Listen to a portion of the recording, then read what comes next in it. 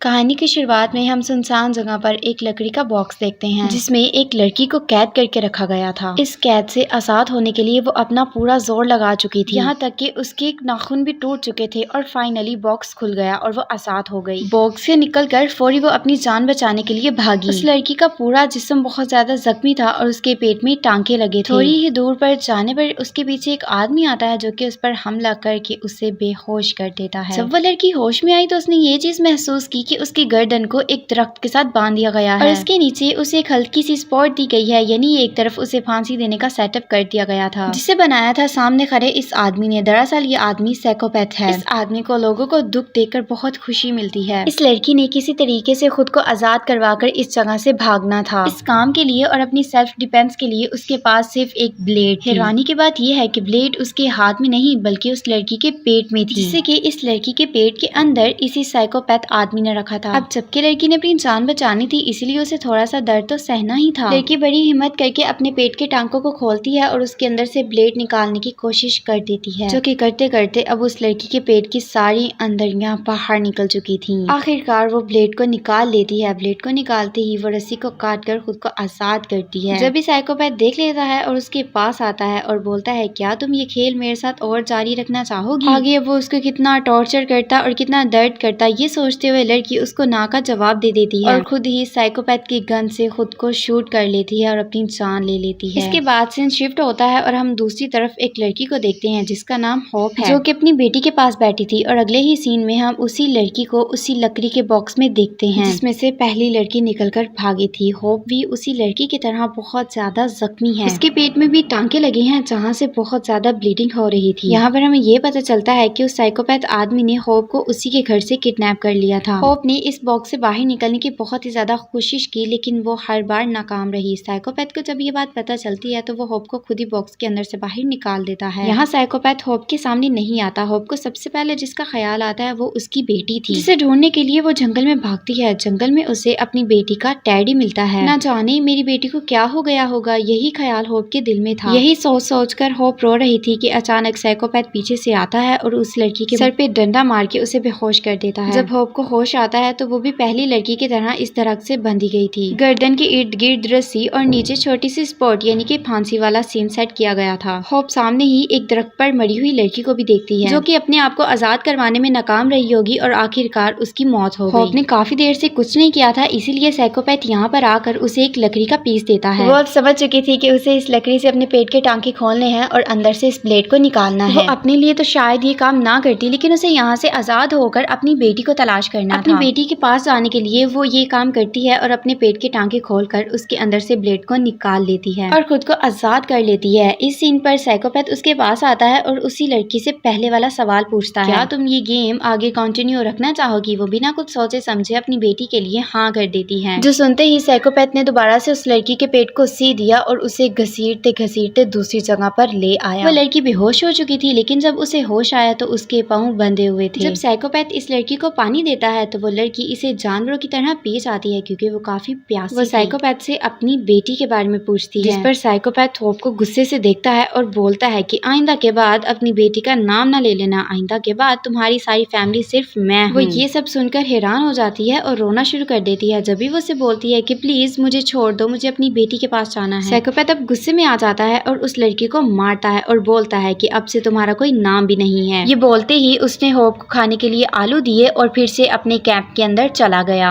Hope भी उसी जमीन पर लेटकर सो गई। सुबह होने पर साइकोपैथ उसके आगे बर्तन गिराता है, उसकी आंख खुल जाती है। वो होप से कह रहा था कि मेरे आने से पहले इन सभी बर्तनों को साफ धोकर रख देना। होप भी चुपचाप बर्तनों को धोने में लग जाती है। जब भी उसे दरख्त पे लगा सामने एक चाकू नजर आता है। वो चाकू की मदद से बहुत आसानी से अपनी जान भी बचा सकती थी और साइकोपैथ के साथ लड़ाई भी कर सकती थी। वो उसे लेने की कोशिश करती है लेकिन चाकू उसकी पहुंच से थोड़ा सा दूर था, जिसे लेने के लिए अब वो एक लकड़ी का इस्तेमाल करती है और फाइनली चाकू उसके हाथ लग जाता है और तभी उसे साइकोपैथ के आने की आवाज भी आ जाती है। वो साइकोपैथ को देखकर चाकू अपने पीछे छुपा लेती है। साइकोपैथ बर्तन धोने के इनाम में उसे एक बैरी देता है। साइकोपैथ उसके बहुत करीब बैठा था। लड़की उसको मार भी सकती थी पर वो उसे नहीं मारती और साइकोपैथ भी ये बात नोट कर लेता है कि सामने जो वो चाकू लगाकर गया था वो चाकू वहाँ पर नहीं है। ये असल में होप का इम्तिहान था जो कि उठाने की वजह से होप इस इम्तिहान में हार चुकी थी। होप सोचती है कि साइकोपैथ को अब इस चाकू के बारे में पता लग ही चुका है, इसलिए क्यों ना इस पर हमला कर दूं। अब होप पूरा जोर लगाते हुए बड़ी होशियारी से साइकोपैथ पर हमला कर देती है, लेकिन इस हमले का कोई फायदा नहीं होता क्योंकि साइकोपैथ बहुत आराम से इस हमले से बच चुका था। अब वो होप को मारता है और उसकी टांग पर चाकू रखते हुए बोलता है कि अगर आइंदा के बाद तुमने भागने की और मुझ पे हमला करने की कोशिश की तो तुम्हारी टांग को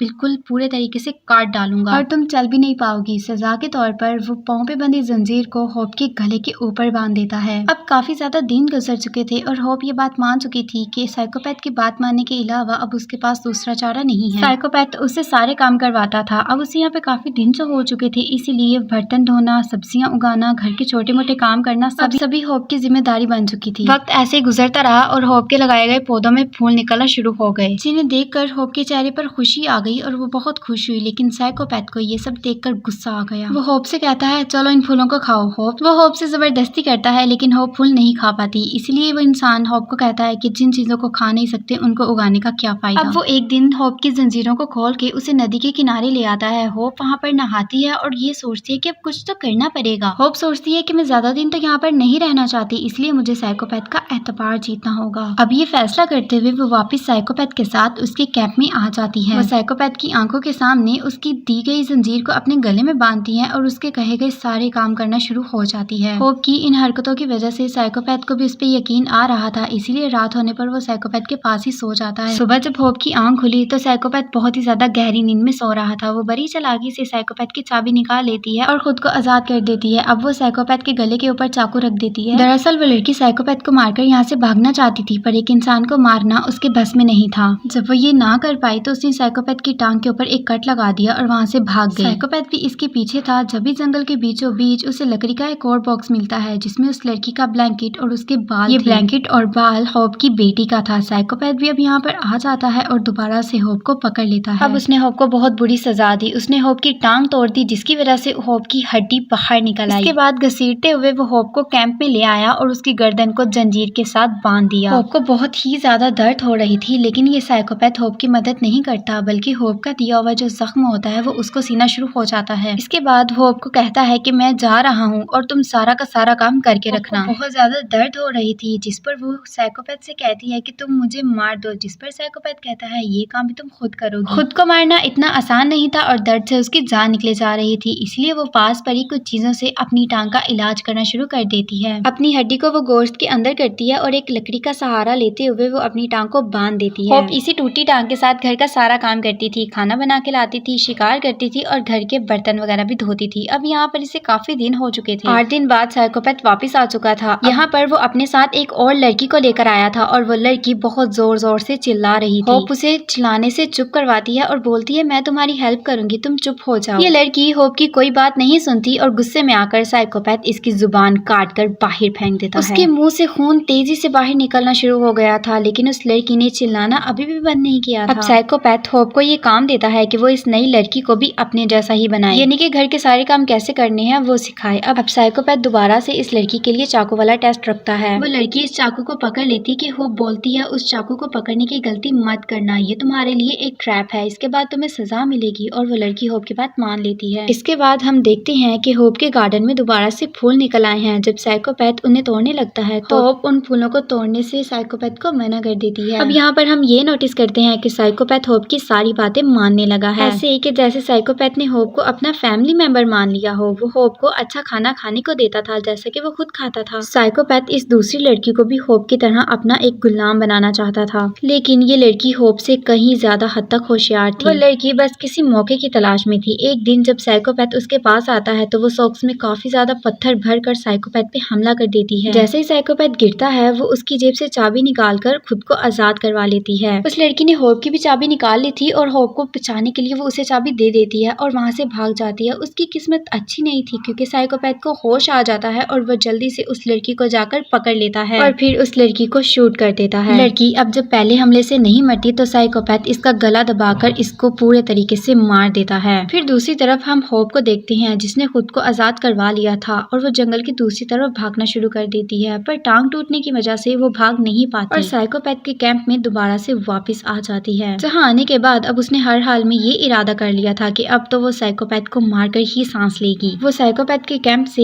एक रॉड और अपनी बेटी का टेडी बियर उठा चुकी थी। उसी वक्त साइकोपैथ भी यहाँ पर आ जाता है। साइकोपैथ की हालत काफी अजीब लग रही है। साइकोपैथ होप से कहता है कि तुम मुझे मार दो, मेरी जान ले लो। होप जो कि इसके पहले खून की प्यासी थी वो कोई रहम नहीं दिखाती और साइकोपैथ को मारने लगती है। होप बार बार लोहे का रोड साइकोपैथ के सर पे मारकर उसे हमेशा हमेशा के लिए खत्म कर देती है। मरने से पहले साइकोपैथ ने कुछ अल्फाज कहे थे जो कि वो ये कहता है कि जंगल की दूसरी तरफ मत जाना, वहाँ पर खतरा है। होप जिसने इतना अरसा साइकोपैथ की जुल्म सहे थे, अब वो इसका आखिरी लफ्जों पर यकीन कैसे कर लेती। साइकोपैथ जंगल की दूसरी तरफ ही निकल जाती है और जंगल के बीचों बीच उसे एक हट दिखाई देती है। वो जल्दी से इस हट के अंदर जाती है और ज्यादा अंदर देखने पर अब उसे यहाँ पर अपनी बेटी मिल चुकी थी। होप बिना सोचे समझे अपनी बेटी को बचाने के लिए इस हट का दरवाजा खोल देती है। होप के जहन में ये बात भी नहीं आई थी कि साइकोपैथ ने उसे यहाँ पर खतरे का बताया था। होप बिना सोचे समझे जब इस दरवाजे को खोलती है तो वहाँ पर एक ब्लास्ट हो जाता है, मतलब कि ये दरवाजा एक छोटा सा ट्रैप था। दरवाजे के दूसरी तरफ लोहे की कीलें थी जो कि जोर लगने पर होप के चेहरे पर पूरी तरह लग चुकी थी। यहाँ तक कि होप की दोनों आंखें भी जाया हो चुकी थी। होप जो यहाँ पर अपनी बेटी को बचाने के लिए आई थी अब खुद मरने के लिए करीब जा रही थी। होप को दिखाते हुए ये कहानी यहीं पर दी एंड हो जाती है।